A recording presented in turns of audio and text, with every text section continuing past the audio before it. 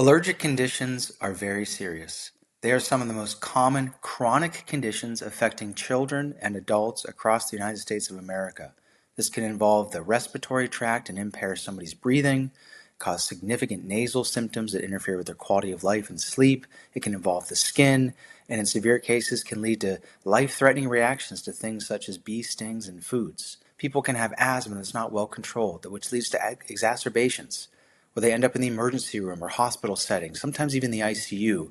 And unfortunately, even in today's world, people die from asthma every single day.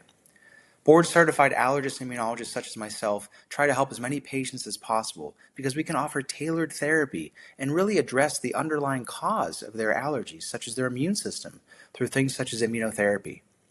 And when insurance companies really impair our ability as physicians and clinicians to get paid and reimbursed for the services that are covered under their insurance plan, it really impacts the care that we can provide, and people suffer needlessly. My allergy patients experience significant burdens. Many endure persistent sinonasal symptoms that can disrupt sleep, impair concentration at work, and sometimes force them to miss work entirely when symptoms become overwhelming. What's particularly frustrating is that even when treatments are technically covered under a patient's insurance plan, the administrative hurdles to secure payment can be overwhelming. My office regularly spends hours navigating complex authorization processes, submitting multiple appeals, and responding to denials for treatments that should be readily approved. Treatment gets delayed while we wait for approvals. Therapy gets interrupted when coverage is suddenly questioned. And too often, I see patients and even fellow providers simply give up in frustration.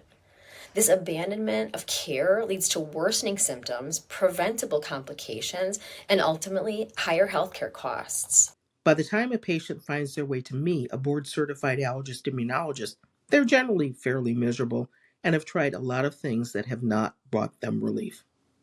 Allergists can help patients find relief and remission of symptoms with treatments such as immunotherapy.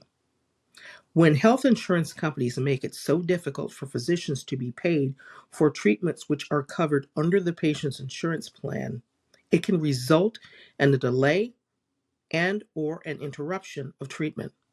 Sometimes patients give up. Sometimes even physicians give up.